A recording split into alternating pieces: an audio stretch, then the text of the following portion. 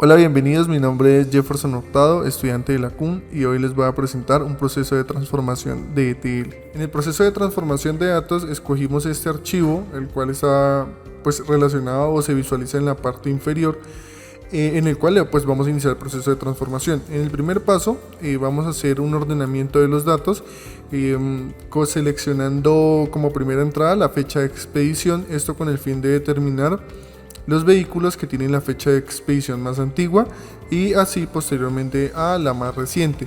Luego aplicamos un filtro, que el filtro es específicamente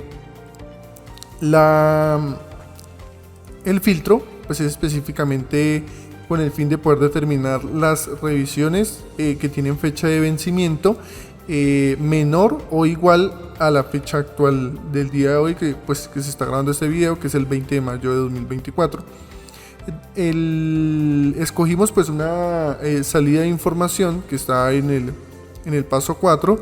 Esta salida se configuró para que tuviera los datos de los vehículos que aplican al filtro relacionado a continuación, o sea que la fecha de expedición sea inferior o igual al 20 de mayo de 2024.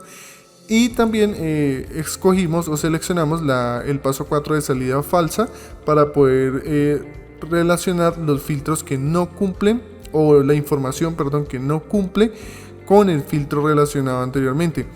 Esto se hizo después de la salida, se hizo una configuración para que la información salga en un archivo de Excel y esta salida falsa se genere en un documento de texto. Posterior a eso se hizo una salida a base de datos relacionada, en este caso trabajamos con MySQL, que lo tenemos por acá, y esto con el fin de poder guardar la información en la base de datos que estemos manejando. Entonces dentro de esta base de datos se creó dentro del administrador de base de datos se creó una base de datos que se llama prueba ETL, que va a tener dos tablas, salida false y salida true. Estas dos tablas vienen de lo que se determina acá en el paso 5. En target table se digita el nombre de la tabla que va a guardar esta información, y lo mismo para la salida false. Entonces indicamos el nombre de la salida.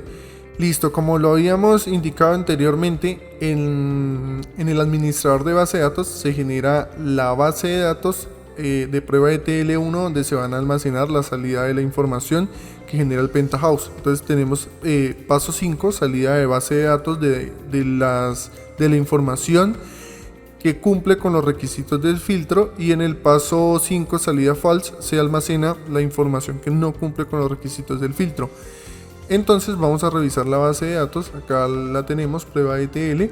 Vamos a ingresar a salida true, que es la que sí cumple con el filtro, y podemos evidenciar que en fecha de vencimiento tenemos todas las fechas que son menores o iguales al 20 de mayo de 2024.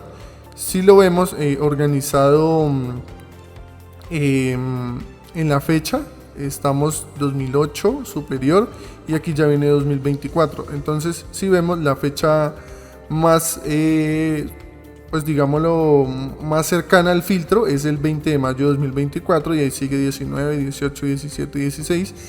Y si vamos a la siguiente tabla, que es la salida falsa, que son los registros que no cumplen con los requisitos del filtro que se aplicó en el proceso de transformación, podemos ver que hay fechas superiores a lo que hemos determinado. Tenemos 21 de mayo, 22, 23, 24, 25, 26.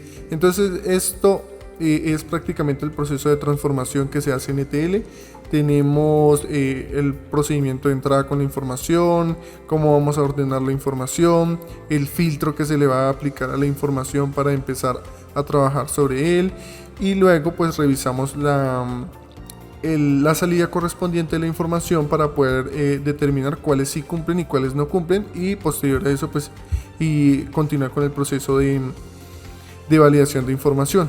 Entonces esto es una pequeña explicación de cómo se hace un proceso de transformación de datos de ETL a través del Pentahouse.